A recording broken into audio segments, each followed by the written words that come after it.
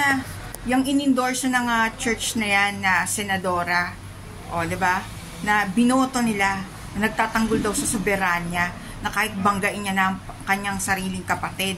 Binoto to ng church, o diba, etong senadora na to. O pero anong boses niyan sa pandemic treaty? Pababayaan niya na umiral ang medical martial law, na brasuhin kayo ng militar at piliting magpabakuna. Ilang bakuna na ba kayo? Nag-booster na kayo tapos may 4th na naman, may 5th na naman, gagawa ng mga pandemya tong World Health Organization at i-record ang bakuna hanggang sa mamatay kayo, hanggang sa hindi na makayanan ng katawan nyo or maging immune na yung katawan nyo, hindi na kayo mamamatay kahit hirap na kayo. Kasi kung hindi nyo alam kung ano na po yung nasa katawan nyo talaga. Ayan, sige, sigundahan nyo po tong World Health Organization, sigundahan nyo po at suportahan nyo si Ted Herbosa na bilugin ang ulo ng mga kababayan natin na may pandemya. Southeast Asia, Singapore, ang layo-layo. Makakarating na daw dito sa Pilipinas. Wala naman. Hindi naman existido. So sinasabi ko sa inyo, huwag kayong basta-basta naniniwala sa media.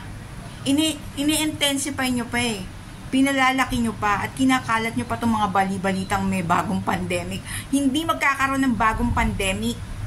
Hindi na. Ayun, nasa sa tao na yung kung kayang-kayang pilugin ang utak nyo. At yung mga nakaupo na yan, kunwari lang matatalino yan, pero bobo rin yan. Kasi kung hindi bobo yung mga yan, critical thinking gagana sa'yo. Sasakupin yung bansa mo World Health Organization na maghahari ang magdidikta Magsasabi sa'yo parang otomatiko. O lockdown. Wala akong pake kung kahit mga 3 years, 5 years buong millennium yan. Na lockdown. Pumayag ka, pipirmahan nyo, sana po mag-isip-isip itong mga nakaupo, iparating nyo, dahil wala naman tayong boses yung mga iba dyan, hindi naman yan nahaharap talaga tapang kuyog lang din yan yun lang ang ginagamit ng mga yan, pero one and one, maglalakad dyan sa kalye, magpa-flyers, yung iba sa kanila, kahit ilang beses mong yayain, hindi sasama kasi may kikilos naman para sa akin diba? Pero ang sarap ng buhay nila ngayon. Iba sa kanila nakakapagtrabaho pa ng mga time na yun. Ako ngayon nagtsatsaga sa blue collar job para wag lang mabakunahan. Malay natin kung yung iba na bakunahan na sa kanila. 'Di ba? So, useless case kasi kung gusto nang pabakuna, choice nila yan. 'Di ba? Pero sinabi na sa kanila, kahit PhilHealth, umaamin may compensation sa mga naapektuhan ng bakuna. Kasi nga clinical trial yan Pero anong ginawa nyo? Hindi man lang kayo nagdalawang isip. Talagang pumayag na kayo talaga magpabakuna. Diba? Ayan po yun. Nasa inyo na rin ang sarili yung kaligtasan asa nasa itaas. Mabuhay na lang tayo ng panatag at lumapit po sa nasa itaas. Kung talagang wala tayong magagawa, hanggang dyan lang ang kaya natin.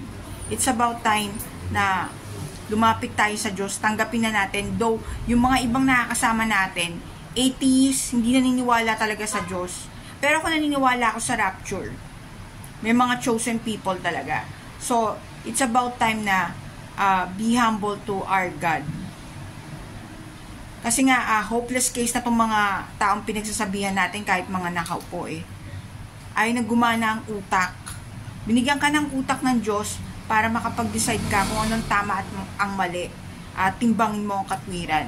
Pero wala Ayaw makinig kung ano-anong mga pinagkakaabalahan, kung ano-anong mga walang kakwenta-kwentang bagay ang pinagkakaabalahan dito sa sanlibutan.